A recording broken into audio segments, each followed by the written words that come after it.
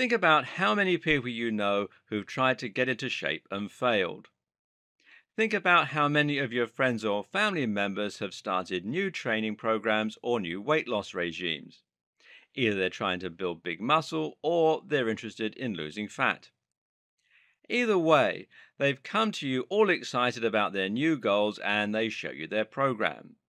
Often it will involve training 5 days a week at a gym, perhaps for an hour at a time. At the same time, this new training program is going to involve eating 500 fewer calories. How can it possibly fail? Well, I'll tell you how it fails. In fact, I'll tell you how it fails nearly every single time. The problem isn't that the training program isn't good. The problem is they don't stick at it. They have this exciting aim and they're all ready to get going with it, but by week 2, they're already losing motivation. Something important comes up and they have to take a day out of training. Either that or they just get home from work and they're so tired that they have to skip a session. Then they get a cold and that means another week off. And their friends are eating out and they're invited, so they head out to that and they consume 1500 calories in one sitting. So far, so bad. By the end of week 3, they're now back at the position they were in to begin with, and they've made no progress on their diet or their training. This is disheartening, and it's also somewhat embarrassing when people ask them how their fitness is going. So they just kind of brush it to one side and then they pretend it never happened. Until the next program comes along, that is. Now, you're probably very familiar with this story, and in fact, it's probably a story that you've lived yourself a lot of times. The problem is, these training programs are just too ambitious. Taking on a new training program like this takes an incredible amount of dedication and energy. Think about it. Right now, you probably feel like you don't have much time in your life.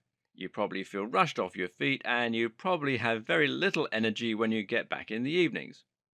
This is why you're currently out of shape. It's not for lack of interest or for lack of trying. If it were easy to get into incredible shape, then you'd have done it already. Truth is that life is hard and most of us are struggling just to keep afloat. Here's a quick newsflash, by the way. Time isn't the problem. All of us think that we have a problem with time, but this is almost always untrue.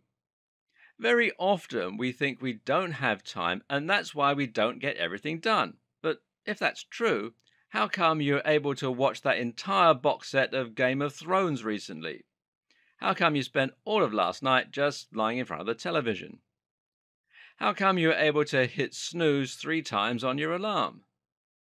The problem isn't time, it's energy. Energy is finite, and there's only so much stress and so much work or activity that we can cram into one day before that finite energy begins to run dry. If you're already at your wit's end, if you're already exhausted and stressed, then what makes you think that you can add a workout to the end of your day that's an hour long? And what makes you think that you can drive to the gym to do your workout, and then back, and then shower? There are more things about going to the gym that we don't take into account too. For instance, the cost, and then there's the cold weather. And here's one, all that extra washing. If you go to the gym 5 days a week, then you'll be creating 5 more pairs of dirty underwear and you'll need to wash all those jogging bottoms and tank tops. And you expect to do all this when you already have no energy and you intend to eat fewer calories, giving yourself even less energy? And you wonder why so many training programs fail?